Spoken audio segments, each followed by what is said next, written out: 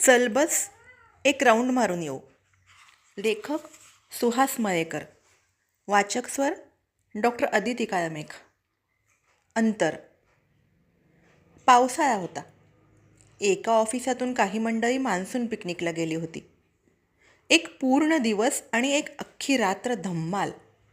काही हजारांची दारू आणि दारूचं पाणी करून त्याचा निचरा झाल्यावर दुसऱ्या दिवशी दुपारनंतर घराकडे निघाली होती.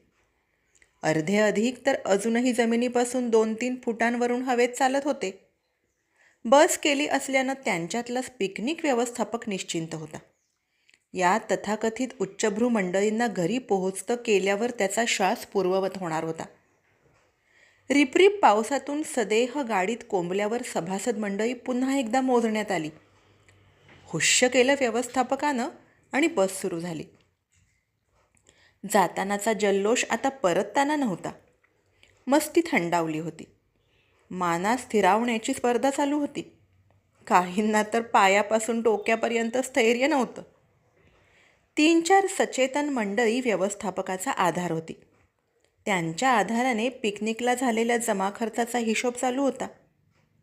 गाडी काही किलोमीटर अंतर कापून आल्यानंतर त्यापैकी कोणा एकाला भाजी मार्केट दिसलं. नव्हे, मळ्याच्या बाहेर ताजी भाजी घेऊन बसलेली, डोक्यावर गोंडपाट घेतलेली ती त्या गावातलीच बाया माणसं होती. एक उतरला भाजी घ्यायला. त्याच्याबरोबर काही जण उतरले भर पावसात भाजी घेण्याकरिता. तिथे सुरू झाली घासाघीस. नको तिथं पैशांची घासाघीस. एरवी शोरूम मॉलमधून खरेदी करताना तोंडाला चिकटपट्टी लावलेली असते. घासाघीस करायला गरीब मंडळी बरी पडतात. तीही अशा वस्तीतली. 2-3 रुपये जरी घासाघीस करून त्यांच्या तोंडचं पाणी पळवलं तरी झोप छान लागत असावी. पावसाने आता झोडपायला सुरुवात केली होती. कसा तरी व्यवहार आटोपला नि भाज्या घेऊन मंडळी गाडीत येऊन बसली.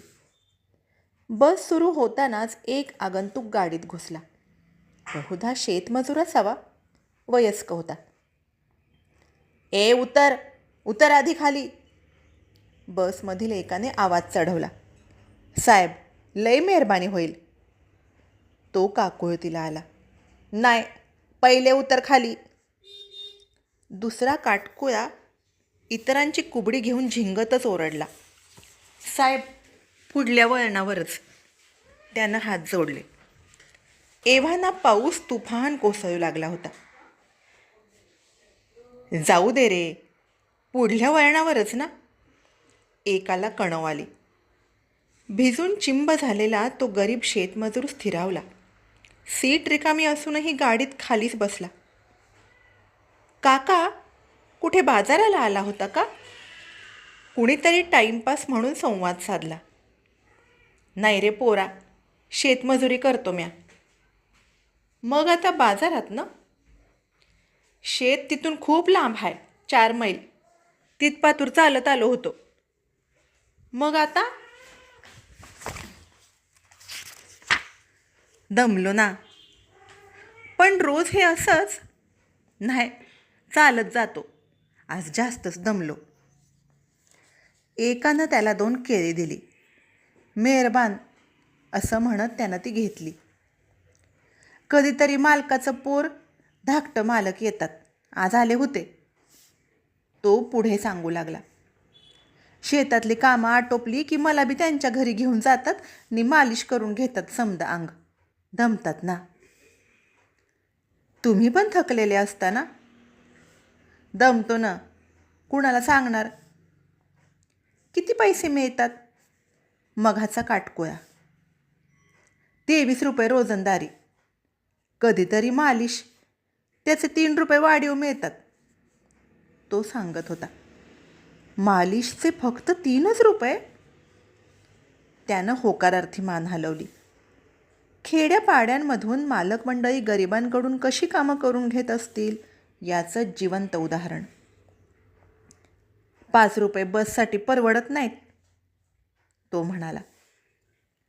पाऊस असो, थंडी वारा असो की उन्हाची काहिली, रोज सकाळ संध्याकाळ 8-10 मैल चालणं हा त्याचा दिनक्रम होता. तेही पूर्ण दिवस शेतात राबून.